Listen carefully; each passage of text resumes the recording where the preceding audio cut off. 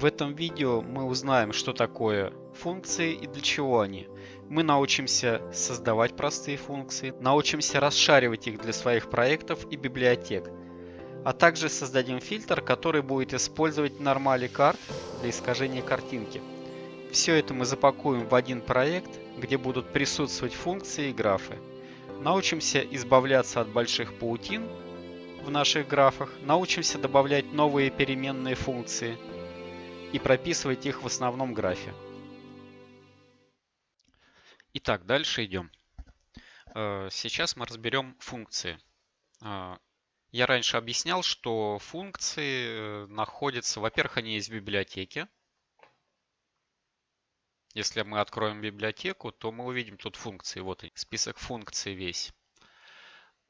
И потом мы можем функции вызвать уже в самом, допустим, в пиксель-процессоре, либо в Alloy процессоре, либо в Xmap через пробел.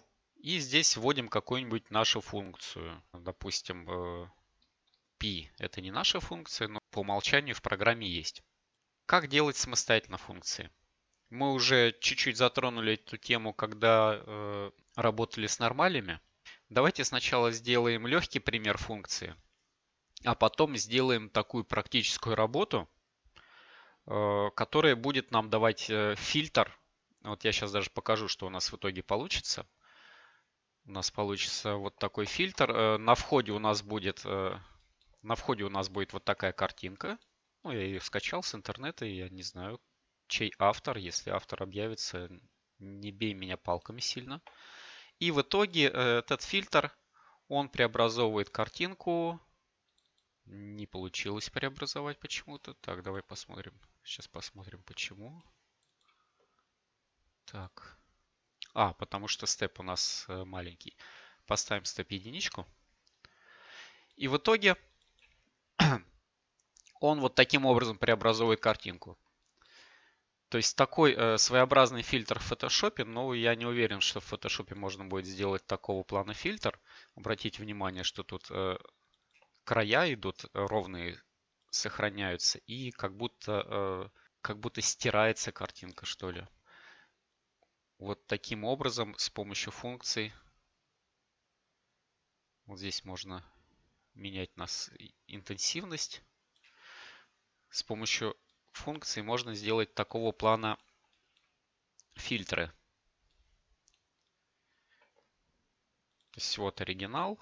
Вот так вот получилось.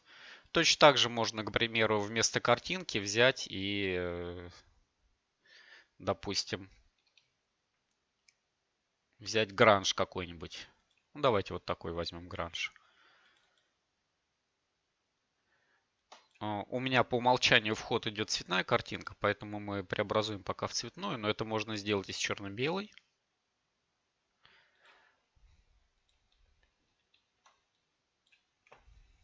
И смотрим, что у нас получается из этого гранжа. То есть гранж преобразовался, стал вот таким, возможно, в какой-то степени более интересным. Может быть, где-то он испортился. Но для каких-то моментов, я думаю, это будет достаточно полезный фильтр. То есть был вот такой, стал вот такой. Либо какие-то другие шумы можно редактировать. Можно сделать свою ноду какую-то, которая будет уже на вход подавать черно-белые, на вход принимать черно-белое изображение, на выход такое отредактированное. Единственное, конечно, тут получается у меня 1, 2, 3, 4, 8 и, по-моему, 16. По-моему, 128 тут повторов. И, конечно, тут производительность ноды будет очень низкая. Это учтите. У меня тут стоит 2048. Достаточно низкая будет. Сейчас мы будем этот фильтр делать. Точнее, не сейчас, а во второй части. Но для начала мы сделаем самую простую функцию. Вообще самую простую. К примеру, у нас функция будет принимать 3 значения. Я сначала сделаю в пиксель-процессоре пример, да? Ну, можно не только в пиксель процесс. Допустим, тут единичка, тут двойка, точнее тройка, тут двойка. Мы будем складывать входящие три числа и делить на 3. То есть получается у нас что-то среднее будет. Среднее из трех чисел. То есть вот таким образом будет работать наша функция. Функцию можно сделать как в самом проекте, так и отдельно. Давайте мы сначала... Так, это сейчас отодвину я. Так, мы создадим сначала отдельно функцию. То есть здесь мы выбираем не Substance Graph, а Substance Function Graph. Нажимаем. И что нужно сделать, чтобы функция заработала? Нужно сделать входящие ноды. GetFloat, у нас 3 флоата будет, но мы не можем здесь ничего кроме тайма добавить. Чтобы можно было что-то добавить, нужно сначала вот здесь вот объявить входящие переменные. У нас будет входящая переменная float, допустим, input 1. Также сделаем float input 2. И также сделаем float input 3. Все, у нас мы переменные создали, которые мы можем в getFloat взять. Вот они у нас появились. Одна. Здесь мы берем вторую. И здесь мы берем третью. Дальше. Складываем. Дальше все просто. Ничего нового нету. Складываем. И вот эту ноду мы делаем как output нода. Все, на самом деле у нас функция эта готова. Если мы сейчас ее сохраним,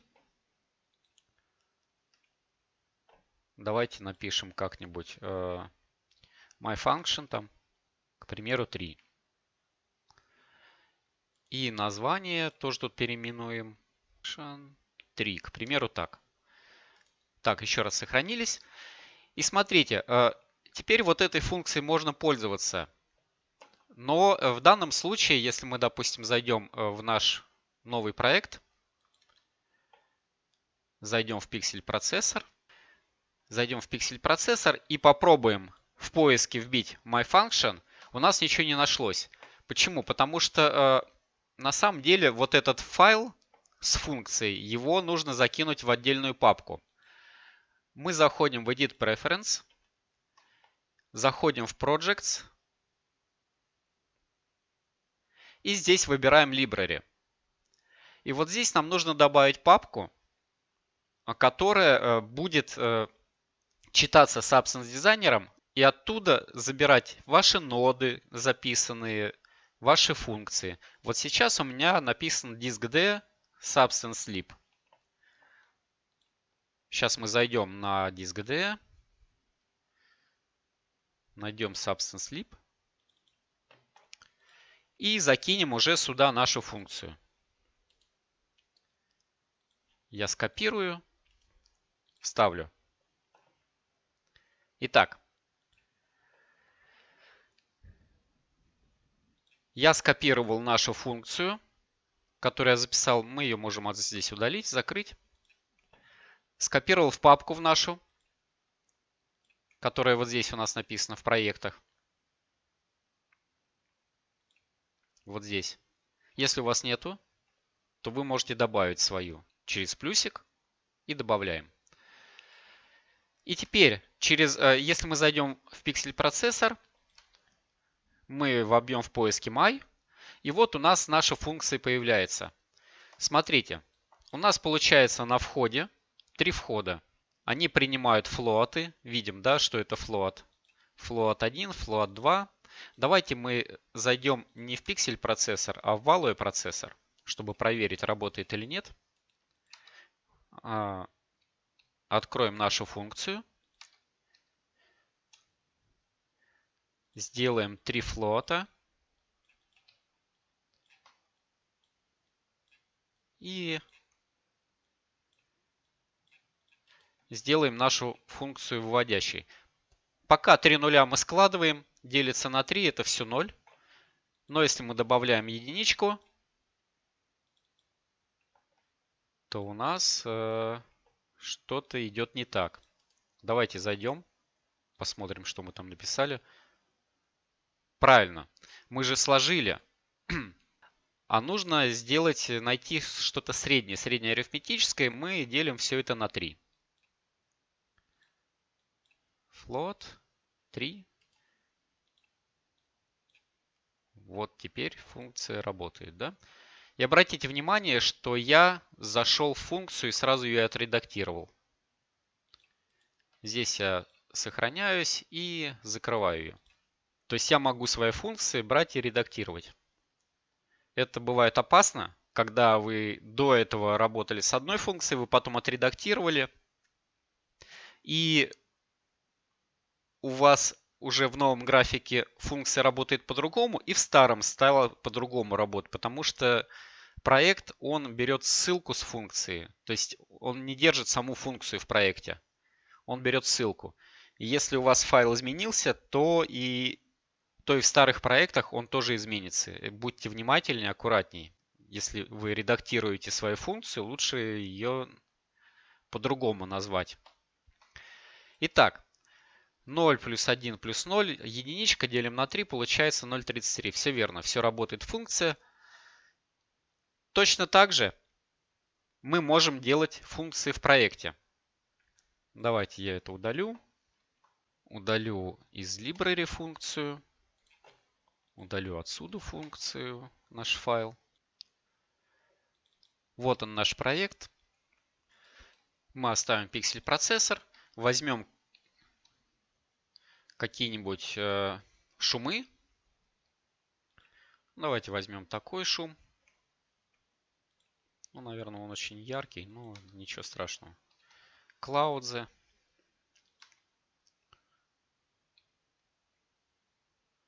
И какой-нибудь еще Crystal. Возьмем 3 шума. Вставляем все 3 шума в пиксель процессор. И в самом пиксель процессоре, это я удалю, в самом пиксель процессоре мы сейчас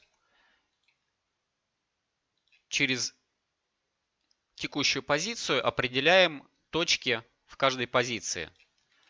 С инпута 0, с инпута 1 и с инпута 2. Дальше мы складываем их.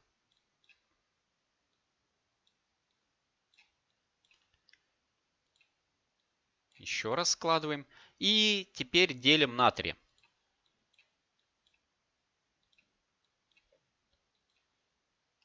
И это у нас будет выходная нота. Смотрите, что у нас получается. У нас получается, что все три карты сложились и поделились на 3. То есть что-то среднее вышло. Среднее отсюда, среднее отсюда. Вот эта карта очень яркая.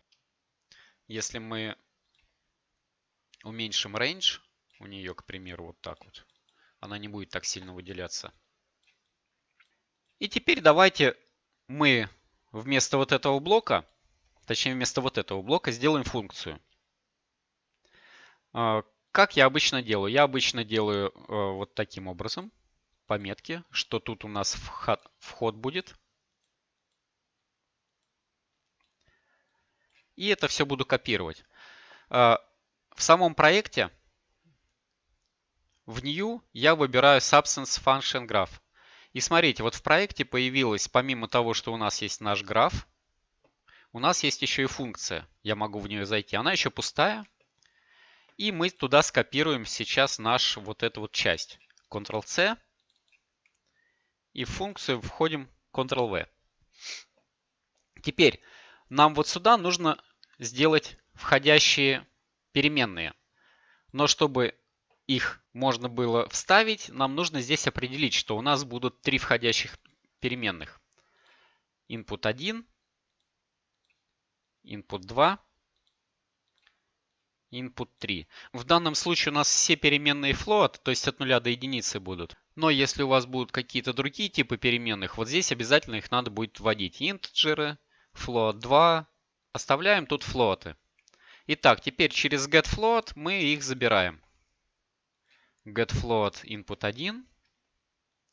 Здесь getFloat input 2. И здесь getFloat input 3. Вставляем их сюда. И эту ноду делаем выводной. Все, у нас функция готова. Ее тут можно назвать как-нибудь, можно не называть. Допустим, myFunction 0.3. И теперь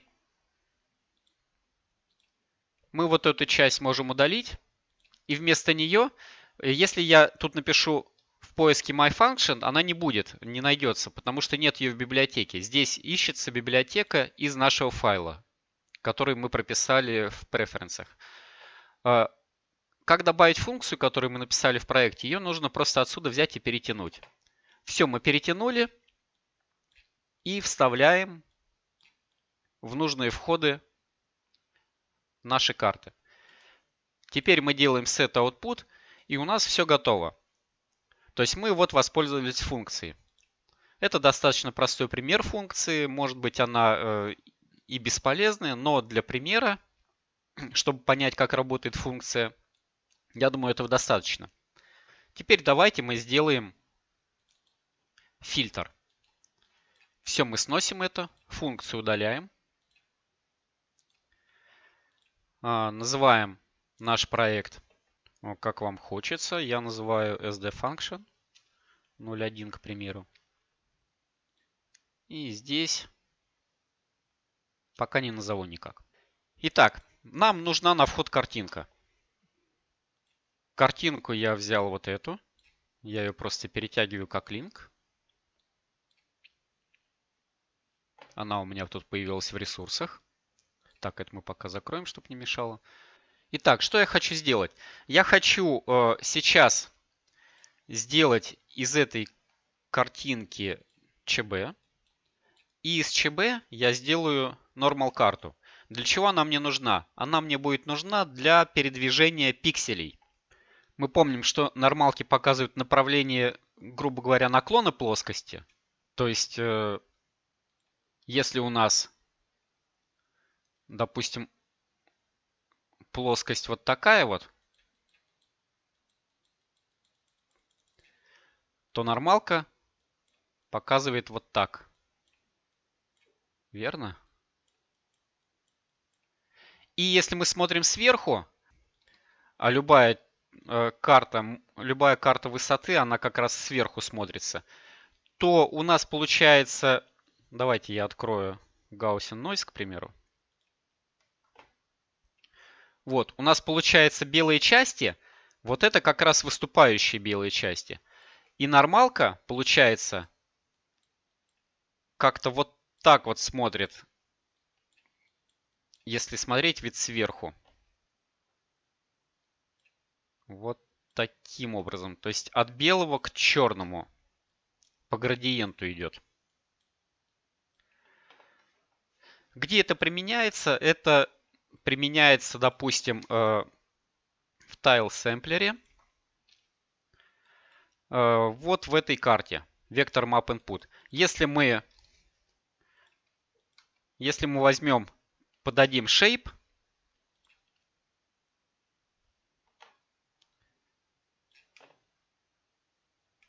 допустим, вот такую полоску. И здесь выберем shape. Поставим побольше, допустим, 200 на 200. Их у нас очень много. Мы сделаем position random. Давайте мы сделаем сразу же color random. И давайте мы увеличим scale побольше. То есть сейчас у нас все полоски расположены горизонтально. Но если мы возьмем наш Gaussian Noise, переведем его в нормалки и перекинем в Vector Map, то в настройках поворота Rotation Вот здесь, если мы начнем крутить, то мы увидим, что наши полоски начинают поворачиваться. Они начинают поворачиваться относительно... Давайте я сделаю scale большой. И давайте я его выведу через Blend, чтобы было видно 50 на 50 где-то, да, вот так вот. Даже давайте вот так поменьше. И мы видим, что если мы выкрутили rotation, vector map multiply на единицу, на максимум, интерес 102 можно поставить? Нельзя, да, вот единица это максимум. Если мы выкрутим на максимум, то получается у нас полоска, она поворачивается туда, куда смотрит нормаль. И мы видим, вот эта белая часть как раз у нас... Так, вот эти стрелки надо убрать, они сейчас нам мешают.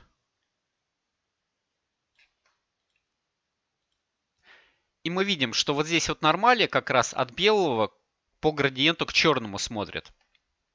Но я хочу использовать не такой поворот нормали, а перпендикулярный, чтобы они по кругу крутились как бы. Если я вот здесь вот поставлю не единичку, а 0,5, то это будет немножко не то.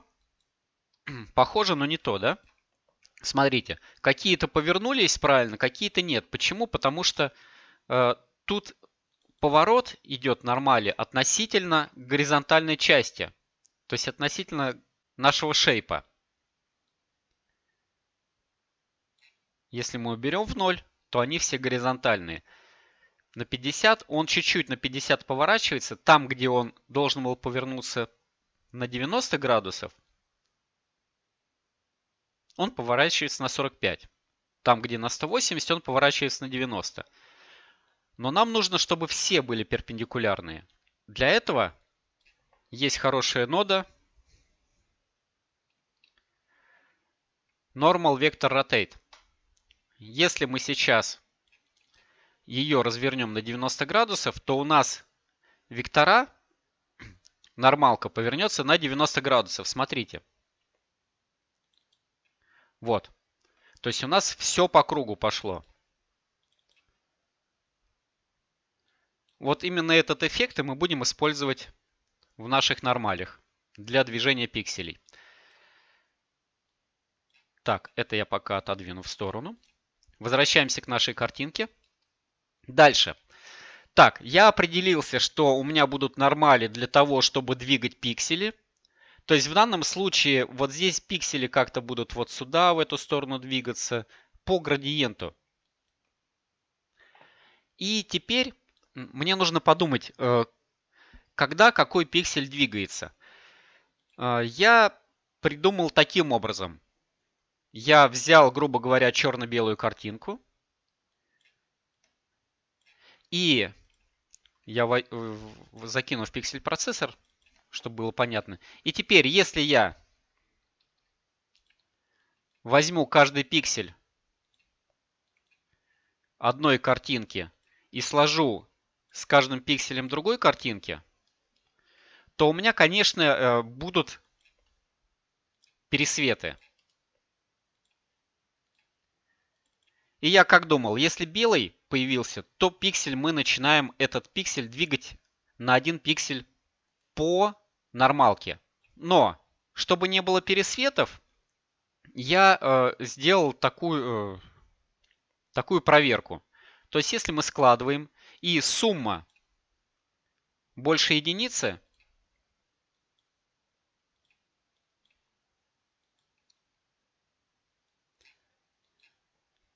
так, то мы отнимаем из единицы наш результат.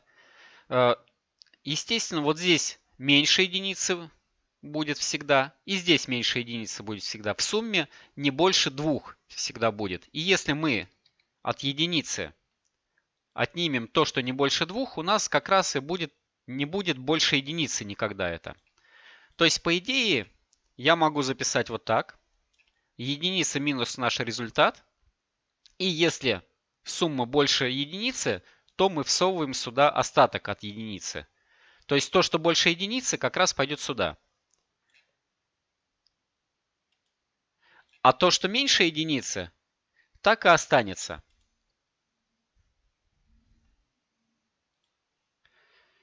И если мы сделаем это выводной нодой, мы видим, что почернел места, которые были белые. На самом деле это не черный цвет. Тут... мы видим черный, да. Сейчас, секунду. Если мы это выводную ноду сделаем. Так, 0,077. Сейчас я думаю. Да, тут черный цвет появился. Почему? Потому что я из единицы вычитал большую часть единиц. Получался отрицательный результат.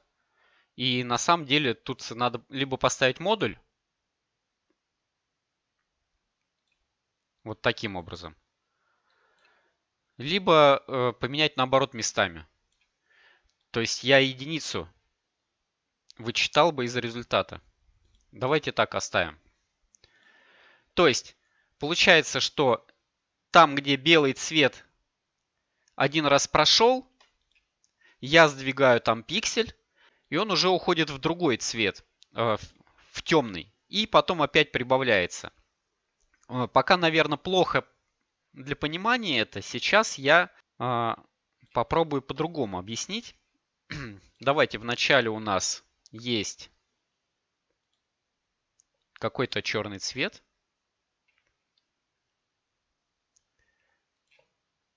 Я его добавляю сюда. И вот здесь вот у меня черный цвет входит в первый input, во второй input входит картинка. Саму картинку я пока буду перемножать на какое-то, на multiply маленький, чтобы затемнить ее. Ну, какой-нибудь вот такой вот. И теперь, так, это grayscale мы сделаем. И теперь смотрите, если мы будем в верхний добавлять то, что у нас приходило из пиксель процессора, а в нижний добавлять текущую картинку, то она у нас с каждым разом будет высветляться. Вот таким образом. Видим, да? Светлее, светлее, светлее. Давайте мы сделаем сейчас дополнительную переменную сюда. Вставим. Она у нас пока будет единичкой. И вот здесь мы ее используем. Input.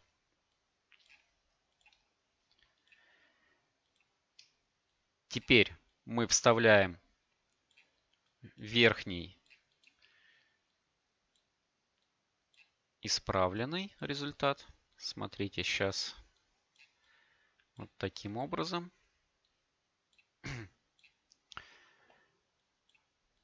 Так, и единичкой мы можем регулировать.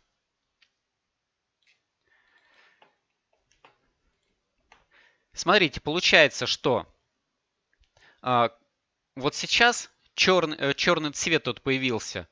Здесь он черный, а здесь белый. То есть вот здесь, на этом шаге, он прошел единицу и ушел в значение единицы минус завышенное значение от единицы. То есть там какой-то остаток остался. Тут в данном случае 16 тысячных. И дальше это будет прибавляться и прибавляться опять. И вот когда произошел вот этот скачок через единицу, вот в этот момент вот эти пиксели я хочу двигать по нормалке. Куда смотрит нормалка в этих местах? Я пока не знаю, куда смотрит нормалка. Но куда-то она смотрит. Мы видим, что там искривления какие-то. И это классно.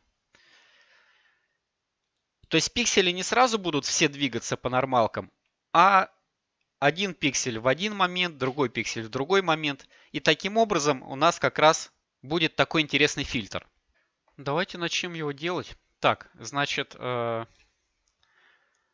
я удалю? Я вот это все удаляю.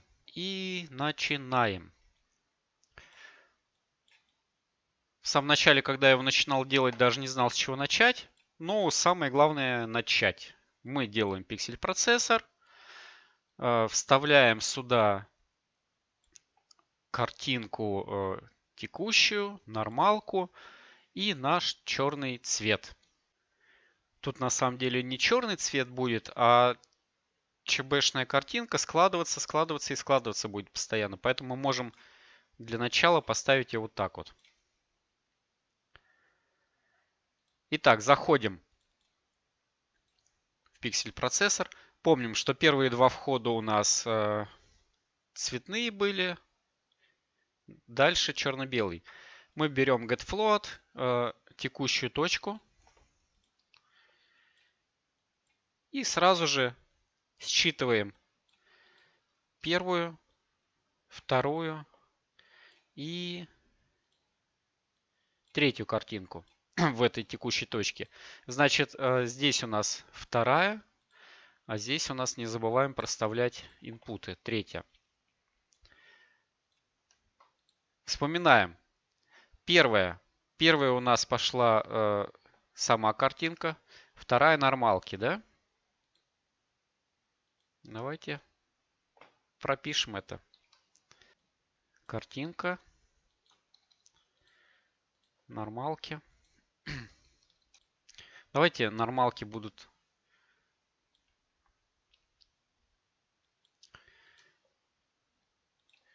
Я сейчас по шпаргалке делаю. И давайте, чтобы я не запутался,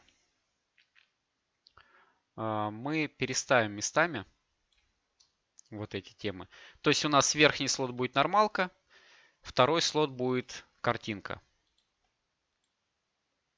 Здесь у нас нормалка.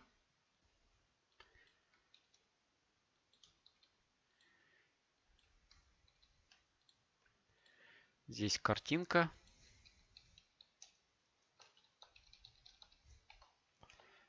И здесь маска. Так, 3 входа у нас готовы. Дальше, что нам нужно еще сделать? Нам нужна какая-то интенсивность. Пусть у нас пока это будет переменная step, к примеру. Пусть по умолчанию она пока будет единице равна. Мы возьмем ее отсюда. getFloatStep.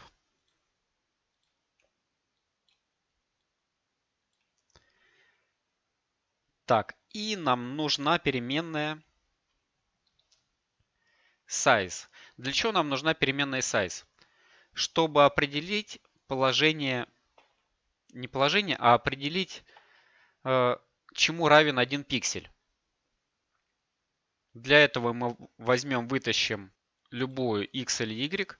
Почему любую x или y? Потому что мы будем работать с квадратом, с прямоугольником чуть другой алгоритм будет. И теперь мы единичку разделим на наш x.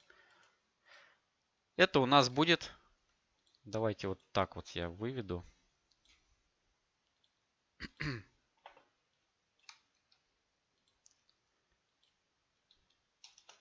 Длина одного пикселя.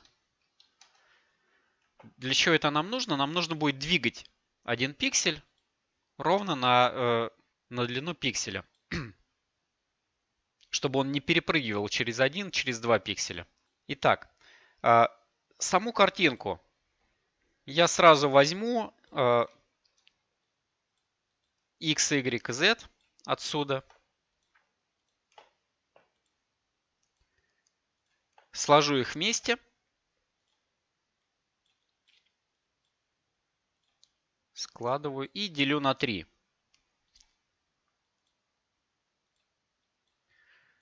Что в этом случае происходит? Своеобразный перевод цветной картинки в ЧБ.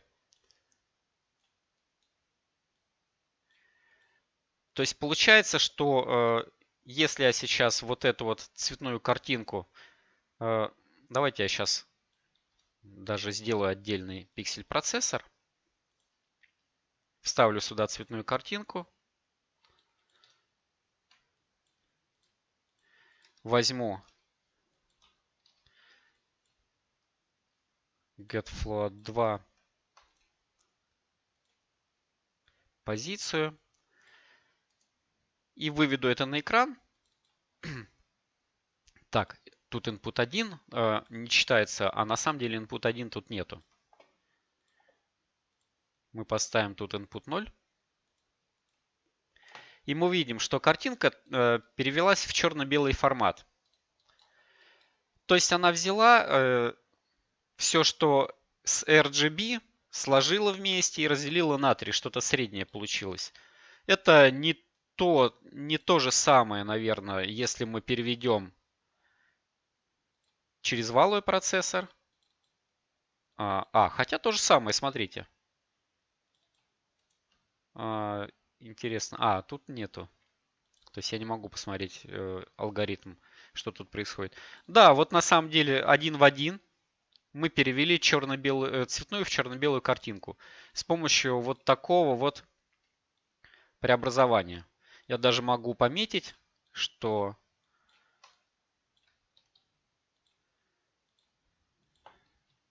это перевод цветной картинки в ЧБ. И теперь я вот это вот значение ЧБ умножу на step. Это у нас как раз получается затемнение картинки. Сейчас step равно единице, но если будет меньше единицы, то картинка будет затемняться. Помним, да, когда мы делали в самом начале? Это своего рода интенсивность. Дальше. Я эту картинку складываю с черно-белым входом. Вот с этим. То есть получается, здесь сейчас у нас картинка складывается с картинкой, но на самом деле будет черный цвет складываться с картинкой. А потом будет уже затемненная картинка складываться с картинкой и так далее, и так далее, и так далее. Оставим здесь черный цвет. Здесь мы ее сложили. И если это будет равняться больше единицы, то пиксель будет сдвигаться. Если меньше единицы, то не будет ничего происходить. Мы возьмем саму картинку и выведем ее вот сюда.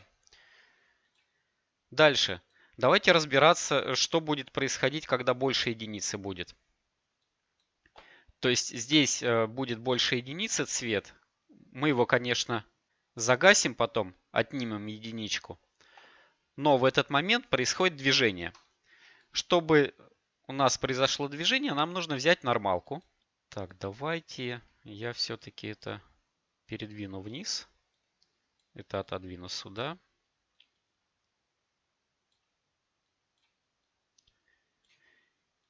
И работать уже с нормалкой. Мы помним, что у нас нормалка от 0 до единицы, а нам нужно преобразовать ее от минус единицы до единицы. Берем setFloat 3. Даже нам z не нужен будет, нам нужен будет только x, y. setFloat 2. Сначала мы умножим на 2. И теперь вычтем единицу с x и с y. То есть у нас получилось вот здесь вот от 0 до 2, и здесь от минус единицы до единицы.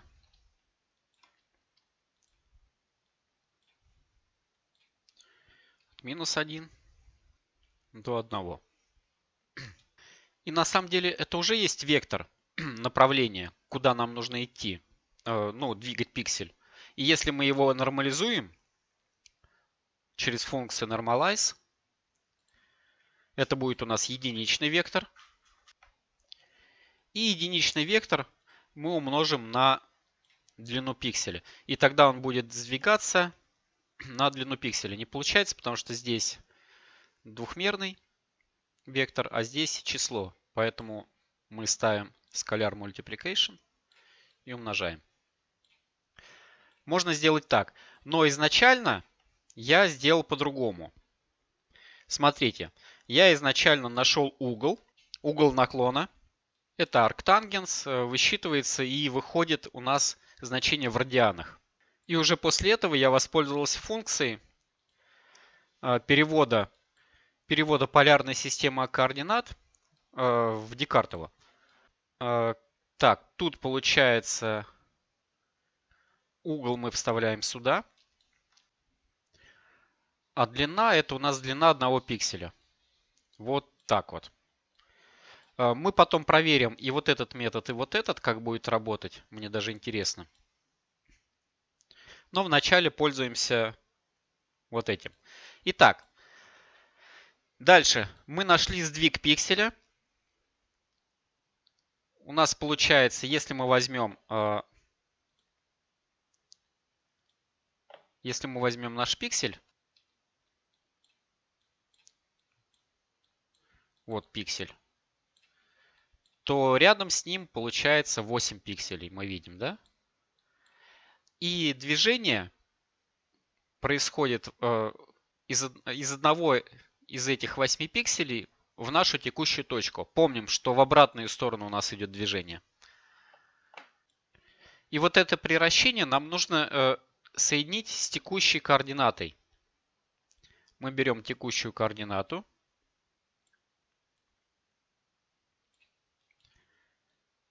И складываем с нашим приращением. Вот сейчас идет у нас вот эта текущая точка, а это чуть-чуть сдвинутая точка. И вот если мы сейчас возьмем sample color из сдвинутой точки, то он будет как раз переставляться в текущую точку. И в данном случае нам, да, нужно input 0. Точнее не input 0, а input 1 картинку. И теперь мы можем это соединить либо напрямую вот сюда вот, когда у нас происходит триггер, когда больше единицы суммы здесь. Либо мы можем сделать более плавное изменение пикселя, то сейчас пиксель жестко поменялся на соседний. Но мы можем взять пиксель с картинки текущей, сложить с нашим, который получился при движении, и его разделить на 2. То есть получится что-то среднее. Здесь мы поставим 2, 2, 2, 2.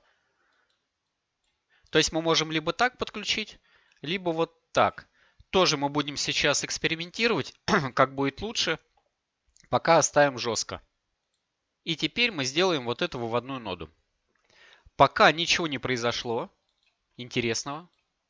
Мы видим, что просто картинка побледнела. Была даже не побледнела, да? У нас такая и осталась она. Странно, а почему она слишком белая какая-то, светлая? Ага, я не то пространство выбирал. У меня тут было включено sRGB.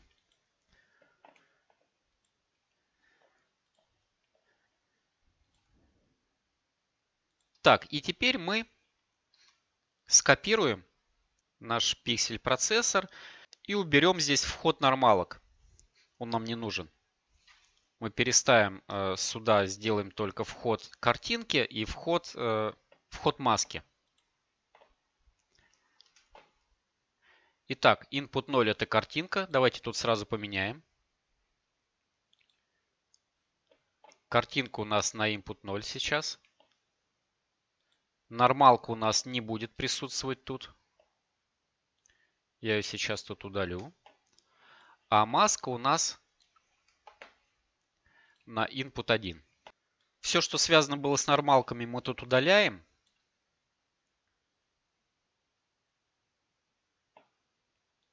Это удаляем. Это нам не пригодится.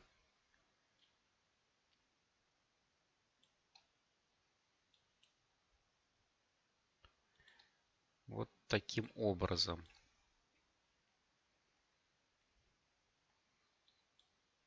Так. И теперь смотрите. Мы тут будем складывать черно-белые картинки. Вот эта черно-белая картинка, которая переводит цветную картинку в черно-белую, увеличивается на интенсивность степ и складывается с нашей маской, которая входит. Теперь, если маска больше единицы, то мы вычитаем из единицы точнее вычитаем из превышенного значения единицу и вставляем сюда. Красным цветом помечена линия, потому что здесь у нас получается float 1 переменная, а здесь у нас float 4. Это мы удаляем. Это нам не пригодится, потому что у нас будет тут float 1 только. Так, и если меньше единицы, то у нас сумма так и остается. Вот таким образом мы сделали график. Это мы удаляем. И теперь смотрите, что у нас вышло. Сохранимся. У нас вышла такая связка пиксель-процессоров. Вот здесь вот мы поставим output grayscale. И теперь давайте экспериментировать, копировать это все. Так, мы копируем. Нормалка у нас остается на нормалку. Здесь у нас картинка. И здесь у нас ЧБшная карта идет. Смотрите, у нас была картинка такая, стала такая в маске. Здесь у нас уже что-то меняется, да? Да, мы видим, уже что-то меняется. И давайте будем продолжать это копировать. Раз, два. Главное не запутаться со входами. Вот таким образом.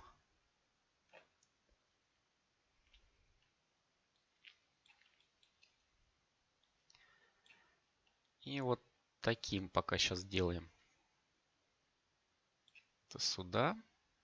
Это сюда. ЧБ сюда и сюда. Так. Ну и сделаем второй ряд. Вот сюда вот. Это так. И сюда. ЧБ сюда и сюда. Смотрим, что у нас выходит. У нас что-то наподобие варпа получилось, да? Но мы помним, что мы использовали обычные нормалки. Теперь мы сделаем, повернем их на 90 градусов и применим уже повернутые нормалки.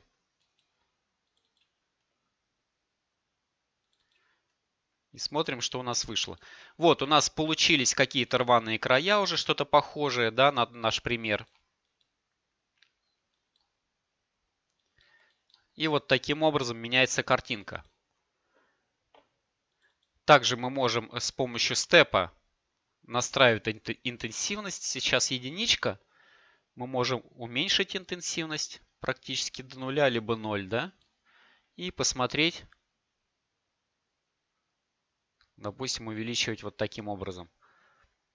Происходит изменение.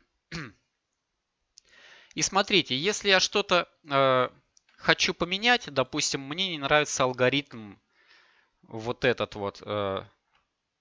Вот этот алгоритм не нравится, да? Я хочу поменять на вот этот. Либо вот этот вставить вот сюда, как я говорил. Если я сейчас поменяю здесь, то это у меня поменяется только в одной ноде. А мне нужно было во всех поменять. И плюс ко всему, тут настолько хаотичная паутина, что можно запутаться запросто. Поэтому давайте мы сделаем функции. Это мы все удаляем. Оставим только наши начальные значения. И начнем делать функции. Первую функцию, которую я хочу сделать, это вот эта функция перевод цветной картинки в ЧБ. Она на самом деле тут называется перевод цветной картинки в ЧБ, но мы просто будем делать алгоритм. Обзовем как-нибудь алгоритм перевода. Алгоритм перевода цвета, наверное, как-нибудь так. Я это все копирую. Теперь я создаю функцию. Вставляю сюда. Называю ее алгоритм.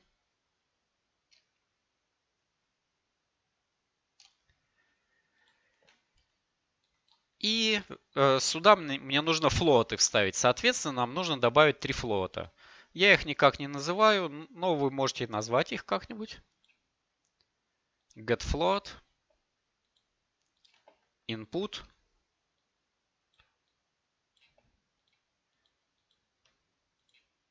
input 1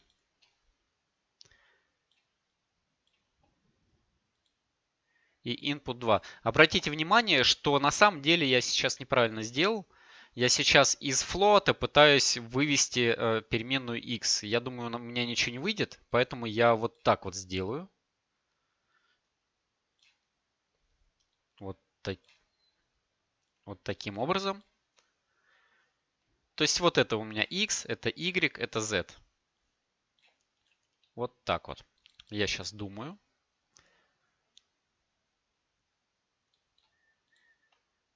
Так, на самом деле, наверное, неправильно я сделал. Да, неправильно. У нас сейчас тут, смотрите, у нас получается на вход будет float 4. То есть я вот таким образом сделаю функцию. Давайте я вот это все удалю. Все мои переменные удалю. И добавлю input float 4. То есть я добавлю тут формат 4. Get float 4. И его уже буду разделять на x,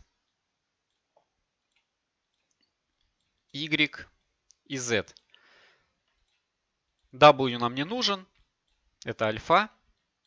Мы тут работаем с цветом. И я соединяю вот таким образом.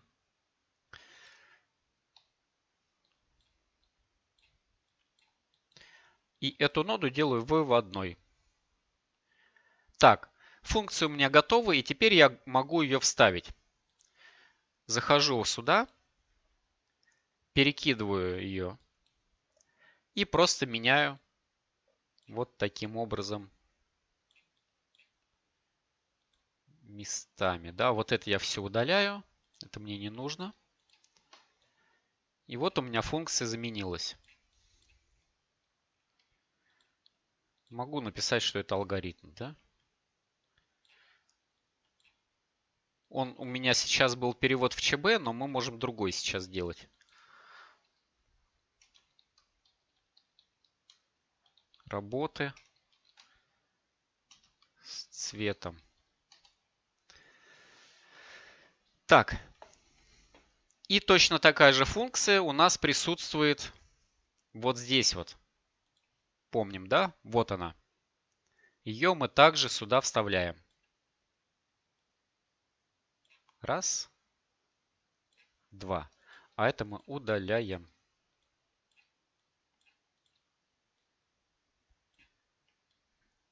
Так.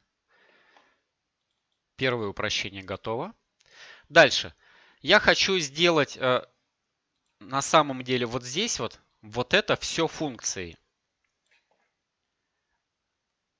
У меня получается будет 3 входящих переменных. Смотрите. 3 переменных step, позиция и size. И уже на вывод у меня будет вот эта часть. Давайте я вот это все скопирую. Создам новую функцию.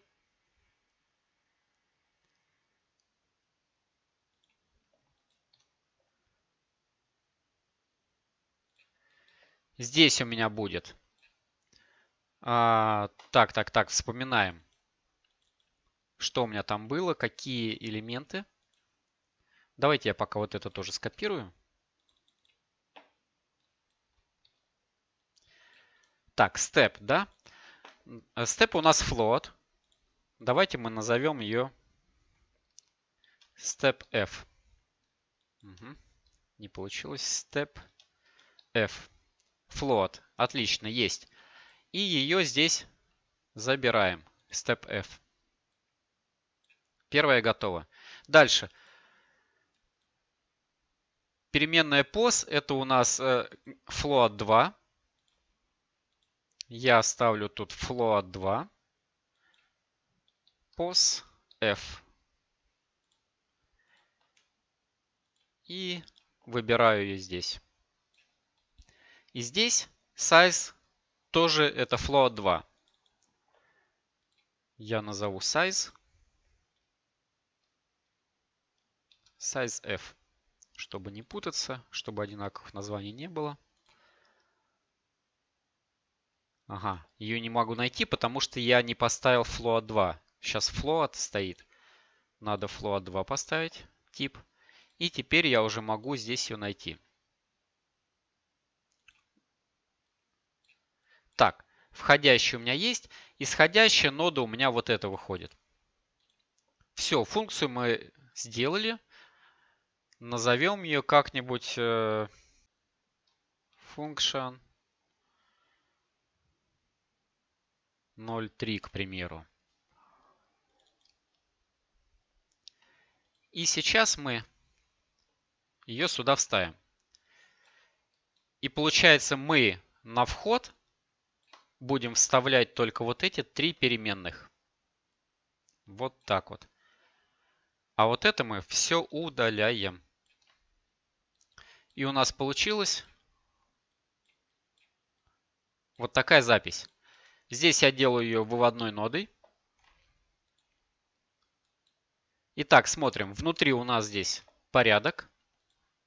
Здесь, ну, более-менее.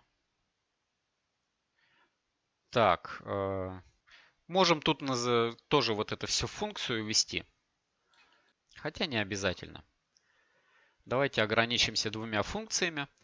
Итак, теперь если я начну то же самое делать, да, то у меня все равно будет паутина.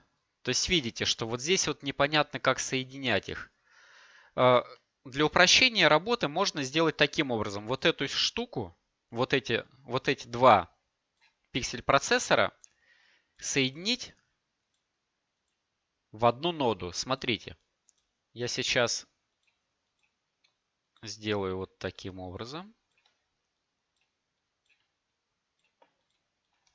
Скопирую их. И создам здесь новый Substance Graph. Он у меня будет Step называться как-нибудь. Я думаю, достаточно. Скопирую его сюда. И здесь у меня получается, я поставлю input color. Здесь input color. И здесь input grayscale.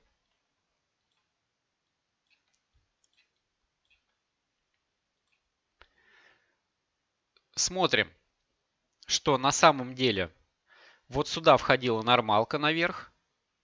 Сюда входила картинка. Здесь картинка и маска. Поэтому заходим в наш степ.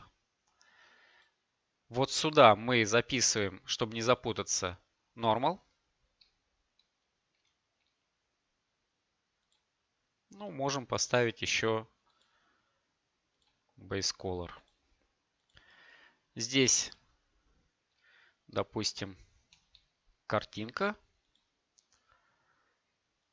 Также base color. И этот вход назовем маска. И выберем здесь маск. Потом маску надо вставлять сюда. И картинку мы помним, что вставляется еще вот сюда вот. Нормалка входит только сюда. Дальше. У меня нормалка присутствовала вот здесь везде, в каждой ноде. То есть, если я переводил ее сюда, то отсюда просто тянулась вереница вот этих связей. Тоже неудобно. Поэтому нормалку мы еще сделаем аутпутом. И теперь делаем 3 аутпута. Output 1. Пусть будет у нас... ну, на самом деле, давайте оставим normal, хорошо. Это будет normal. Здесь output делаем картинка. Base color. Здесь output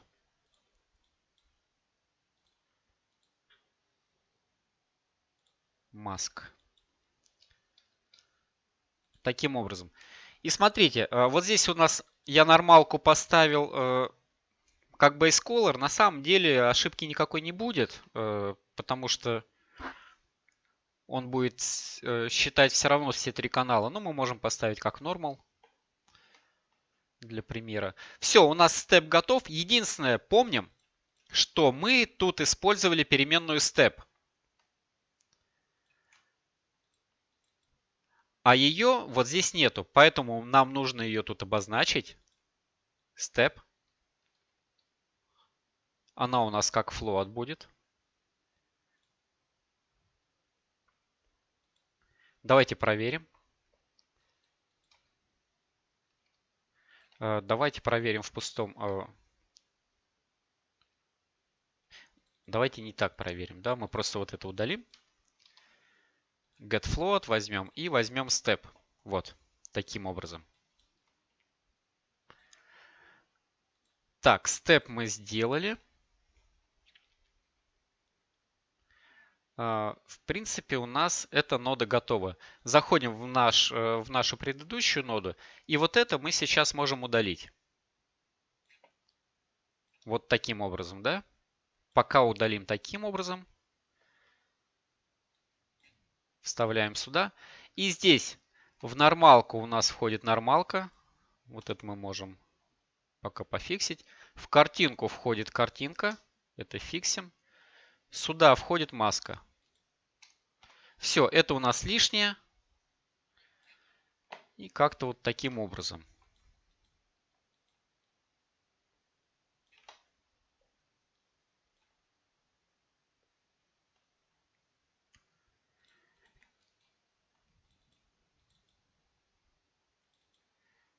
Теперь мы обязательно привязываем. Смотрите, у нас сейчас step. Здесь есть свой, и внутри есть тоже step. Его мы связываем с внешним степом. То есть сейчас мы будем крутить в этой ноде step, и он будет меняться вот здесь вот. Потому что мы связали его, заэкспоузили. Это важный момент. И теперь мы можем просто делать вот таким образом. То есть вот такая связь, она достаточно читабельна. Мы сейчас делаем. Давайте 8 штук сделаем. Так, смотрим, что у нас там меняется. Это нормалка, это картинка. Да, меняется, изменения есть. Так, 8 штук сделали. Я помню, что у нас там было 128. Это значит, нам нужно 16 рядов таких сделать, да? Давайте сделаем вот так вот. Это у нас 2 ряда. 4. 1, 2 вход. 3. Дальше 8. 1, 2, третий вход. И последнюю копию делаем. И тоже соединяем. Раз, два, три. И это у нас будет выход. Давайте будет levels. И сразу возьмем начальный, чтобы сравнивать. Итак, смотрим, что у нас вышло. Вот такая вот красота.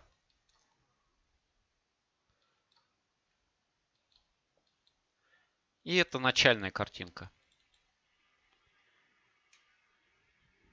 Сохранимся. И теперь мы можем зайти в нашу функцию, допустим, функция алгоритм, и взять ее поменять. Я знаю, что x, y и z у меня никогда не будет больше единицы, поэтому я их могу просто перемножить. Я беру и перемножаю. И еще перемножаю. И ее делаю выходной нодой. Я уже не делю на 3. Ее я делаю выходной нодой. И мы видим, что уже поменялось все. То есть эта функция поменялась везде, в каждой ноде. В каждой ноде вот здесь. И алгоритм сейчас считается уже по-другому. То есть мы можем менять алгоритм действия, и сразу же все это будет меняться во всех нодах. Еще раз давайте проверим, как выглядело с таким.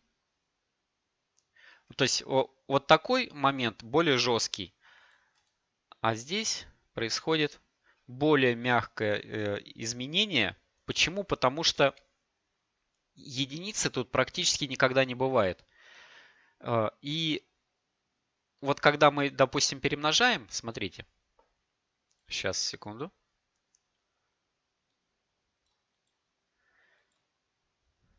Допустим, у нас есть Gaussian Noise 1 и 2, дизордером поменяем их. Если мы сделаем в бленде Multiply, а это перемножение, то мы видим, что она затемняется. И на самом деле, если мы возьмем еще один какой-то Gaussian Noise и, допустим, рандомом его изменим и перемножим, тоже multiply тут, правильно? То у нас, смотрите, практически темное все. На самом деле, если мы auto levels сделаем, то у нас будет не так темно. Но при перемножении, при тройном перемножении у нас получается все сдвигается практически к нулю. И в данном случае более мягкий результат получился. Почему? Потому что степ срабатывал, вот этот степ перемножения срабатывал намного реже. Может быть, такой вариант даже лучше. Но кому-то понравится изначальный вариант. Дальше. Зайдем в нашу функцию. И мы помним, что мы хотели попробовать. Это у нас жесткий вариант соединения, а это плавный. Когда мы, меняя пиксели, на его место ставили что-то усредненное между соседним пикселем и текущим пикселем. Давайте мы откроем текущий вариант, который у нас уже есть. Так, зайдем в функцию. И подставим мягкий вариант. Мы видим, что да, реально мягкий вариант какой-то вышел, более мягкий. Не такие жесткие переходы. Вот это жесткие переходы. Видите, жесткие пиксели. И более плавные. Вот. Возможно, такой вариант лучше кому-то покажется, кому-то хуже. И точно так же мы видим, что мы поменяли только функции значения, и все это поменялось в каждой ноде. Это очень удобно. Плюс ко всему, мы можем зайти сюда в функцию и здесь поменять какие-то значения. Возможно, мы нормалки захотим поменять не текущие, а чтобы нормалки тоже постоянно менялись, брались из картинки отсюда, да. То есть мы сейчас берем эту картинку, которая у нас вышла, мы ее преобразуем в grayscale, делаем normal из нее, rotate, поворачиваем на 90 градусов, и уже это входит у нас на нормалке. Проверяем, что у нас вышло.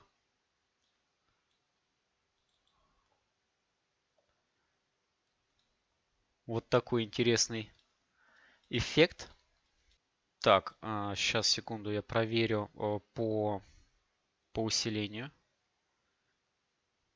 По-моему, он немножко некорректно работает. Чуть-чуть в одну сторону только смещается все. Возможно, я что-то неправильно сделал. Так, step. Сейчас, секунду.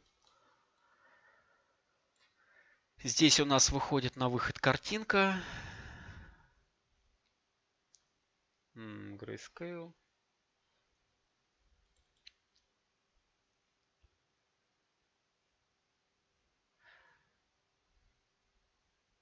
Сейчас пока не могу сообразить. Ну, давайте оставим пока предыдущий вариант. То есть тут тоже получается, это своего рода как будто функция нода. Тут тоже можно что-то поменять, и все это поменяется сразу вот здесь в каждой ноде. То есть таким образом мы сделали очень гибкий фильтр.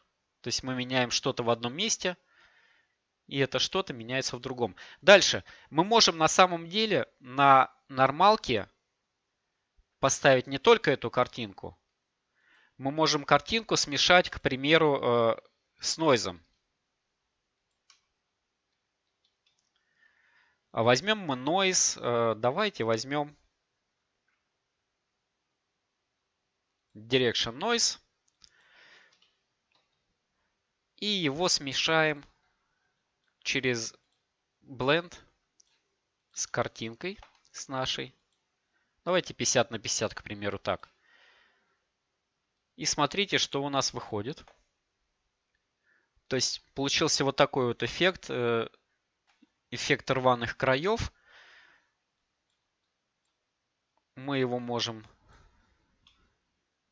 повернуть, допустим, на 45 градусов.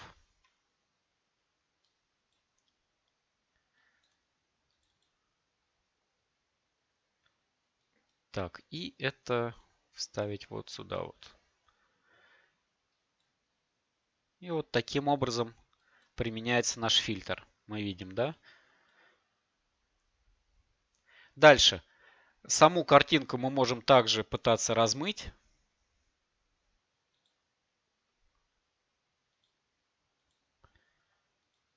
Так, quality побольше. И вставим вот сюда вот. Чуть-чуть отодвинем, чтобы было удобней.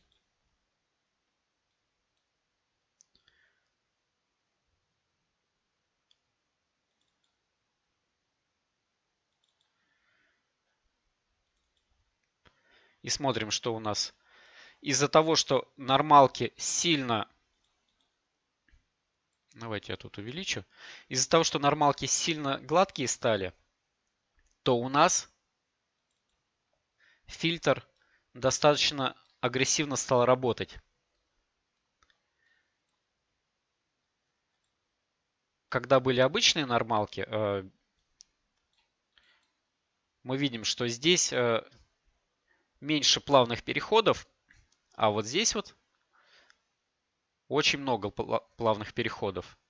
И за счет этих плавных переходов плюс соединение с нойзом нам дает вот такой вот эффект.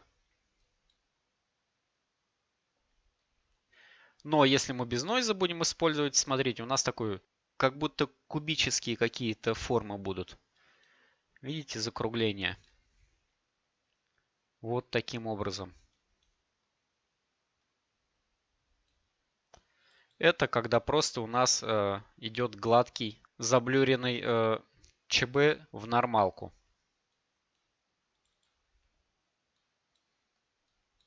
Вот такого рода фильтр. Также мы можем заменить в функциях, допустим, в наших все это на свечи. То есть мы поставим, сделаем несколько переменных дополнительных. Step, допустим, булевая операция.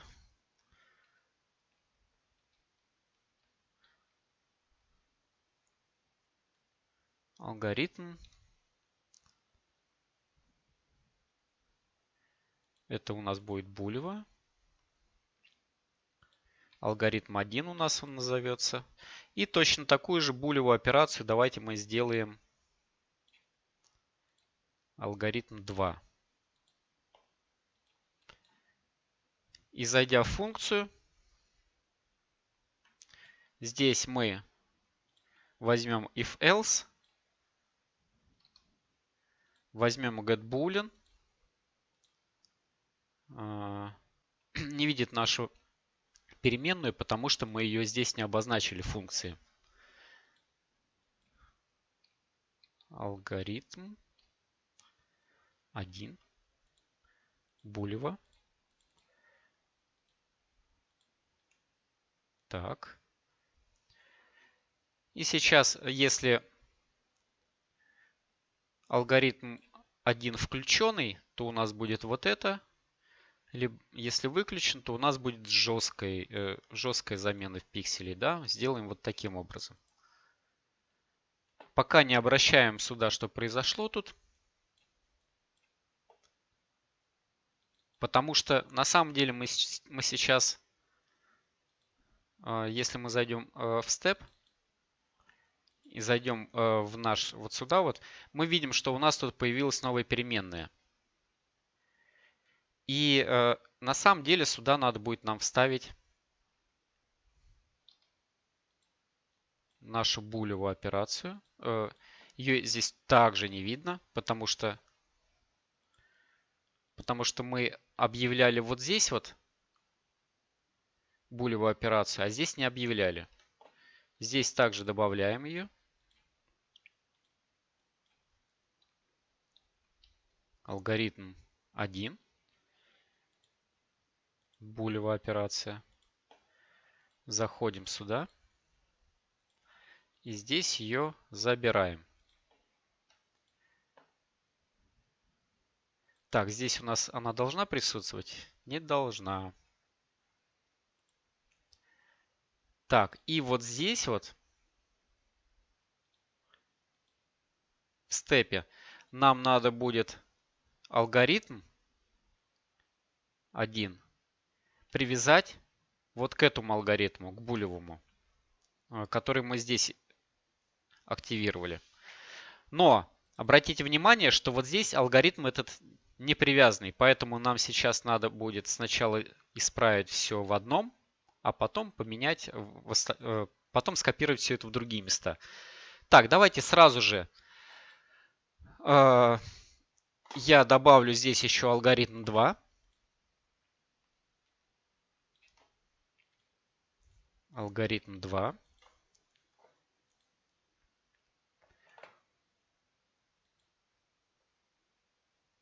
Он у нас будет использоваться также в этой функции. Так. Нет, не в этой функции. Он у нас будет использоваться в другой функции, вот здесь вот.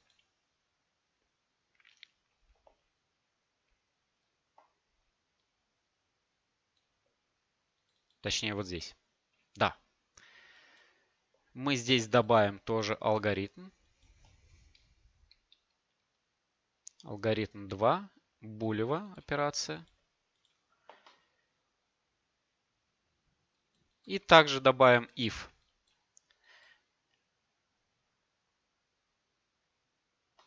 Возьмем getBoolean. Вот таким образом. То есть, если алгоритм включен, у нас происходит вот этот алгоритм. Если выключен, то вот этот. Ставим ее на на выводную ноду. Так, переходим на степ. Заходим. Здесь мы алгоритм привязали, да. Заходим сюда. Заходим в эту функцию, извиняюсь. Здесь у нас вот она. Но если мы сейчас привяжем, нам здесь тоже нужно объявить алгоритм 2.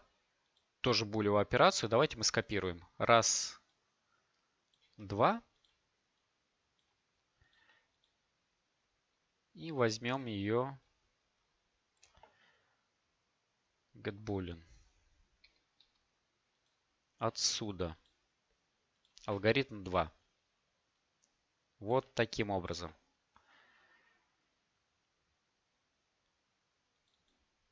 Так, теперь заходим в степ.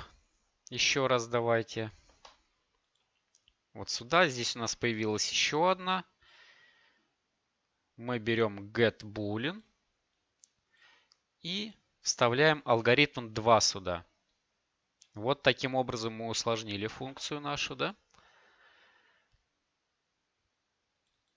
Так, и в функции. Так, здесь все работает. В алгоритме здесь все работает. И в степе вот здесь мы еще добавим getBoolean. алгоритм 2.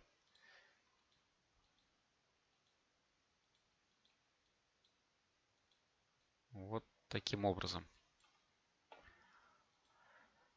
Так, вроде везде все добавили. В степе добавили. Здесь у нас получается, нам нужно приконнектить с булевой, с переменной, которую мы объявили уже вот в этом графе. Соединили эти переменные. И все, и теперь мы можем делать наш паровозик. 2, 4,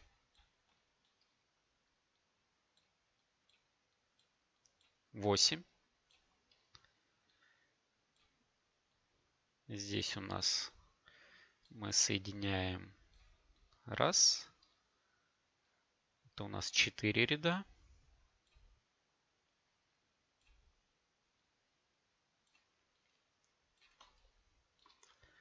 Это у нас 8 рядов.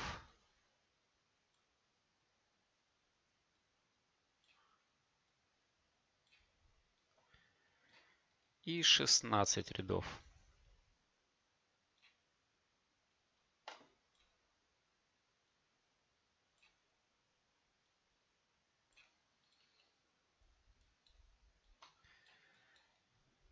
Финальную картинку выводим на Levels. И смотрим, что у нас вышло. Итак, давайте смотреть. Тестить. Зайдем в превью. Так, алгоритм 1 меняется. Меняется изменение. Происходит, да, более... Вот это более плавное изменение. Дальше вот это вот.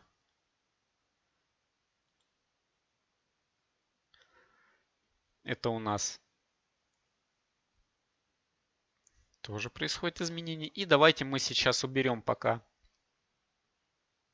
Блюр на 0 поставим. Угу. На блюре на 0 посмотрим. Так, один алгоритм отключили, второй алгоритм отключили. То есть вот таким образом мы можем делать несколько вариантов алгоритма, увеличивать, усиливать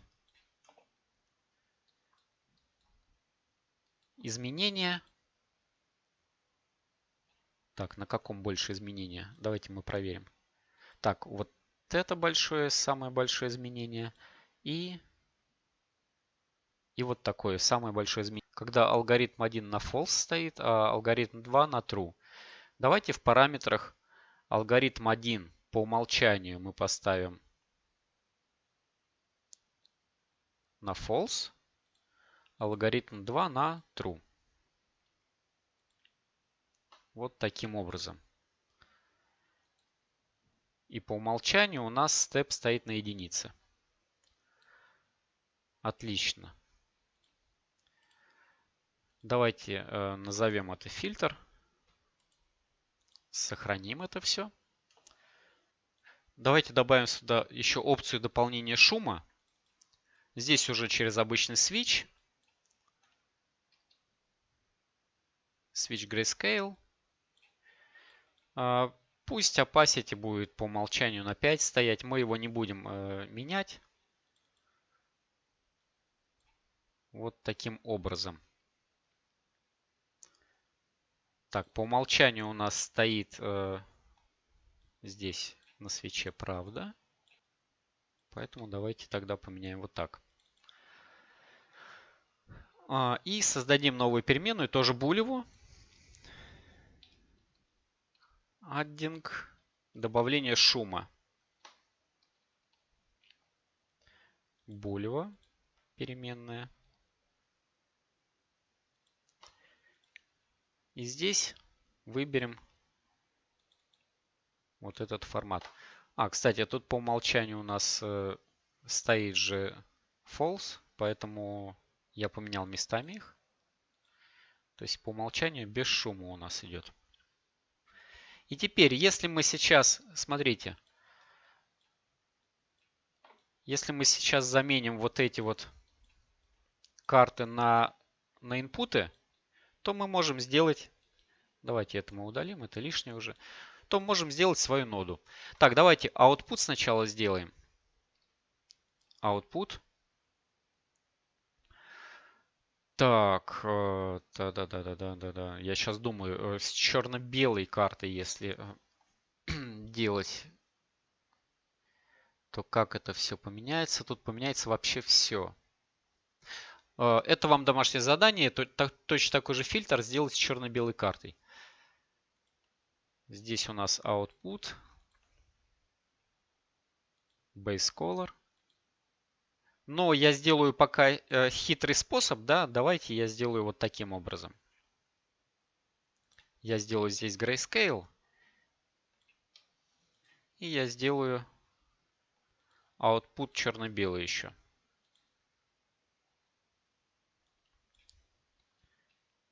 Mask.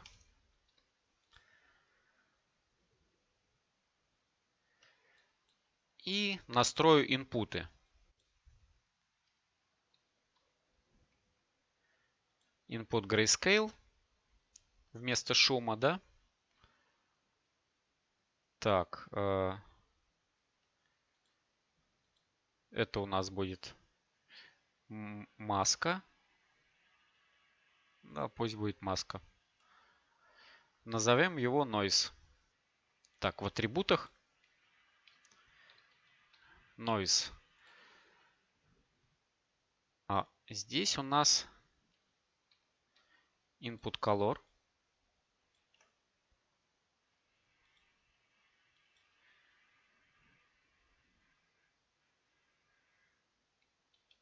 Здесь у нас картинка. И поставим base color.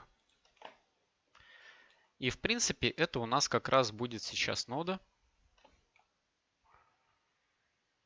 Давайте мы ее проверим, проверим ее работу. Мы создадим новый граф. Возьмем, допустим, какой-нибудь noise. Так, давайте noise crystal возьмем. Возьмем еще noise вот такой. Еще возьмем, давайте гранжовый какой-нибудь. Отлично. И сейчас я просто возьму и добавлю нашу функцию. Смотрите, когда я добавляю нашу ноду новую, у меня тут вопрос задается. Что выбрать? Почему задается вопрос? Потому что в нашей ноде sdFunction у меня получалось здесь два графа. Фильтр function, вот он, и step. Чтобы он не показывался, скорее всего, его нужно вот здесь show library убрать. Сохраняем. Давайте проверим. Я забираю из нашего... Так, все равно показывается, да? Так, секунду, еще раз проверим. Так, step. Step атрибуты отсюда убрали. Exposed in SBSR. Давайте здесь тоже no поставим. Save. Открываем наш граф. И пытаемся вставить сюда ноду. Так, а если мы сделаем SBSR, давайте делаем SBSR файл.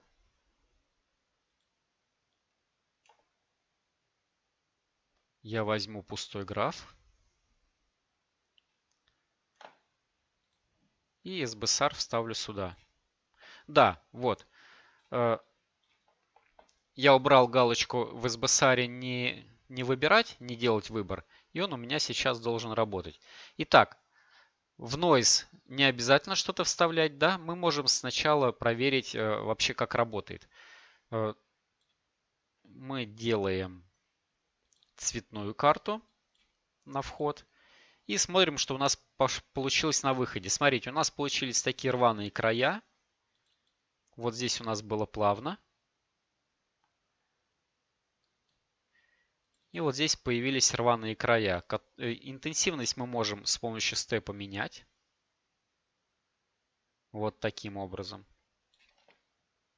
Ну и плюс ко всему мы можем менять алгоритмы, да? И также добавлять noise, к примеру. Мы можем добавить noise. И здесь включить добавление нойза. То есть каким-то образом еще поменялось у нас за счет нойза.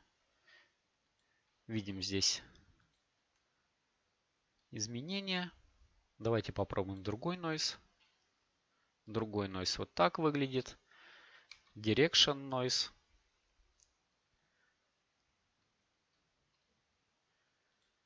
Давайте такой попробуем. Ага, помним, что мы его под 45 градусов там крутили. И так и оставили. Вот здесь вот. Вот здесь я под 45 градусов его крутил. Я предлагаю здесь пока это упустить. Вот таким образом. Сохранить. И еще раз опубликовать в SBSR. По идее он здесь сразу должен замениться. Да, мы видим, что сразу заменился. Если нам нужно сделать под 45 градусов шум, то мы можем просто здесь его отдельно трансформировать под 45 и вставить сюда. Да, так будет удобней. Так. Вроде все работает.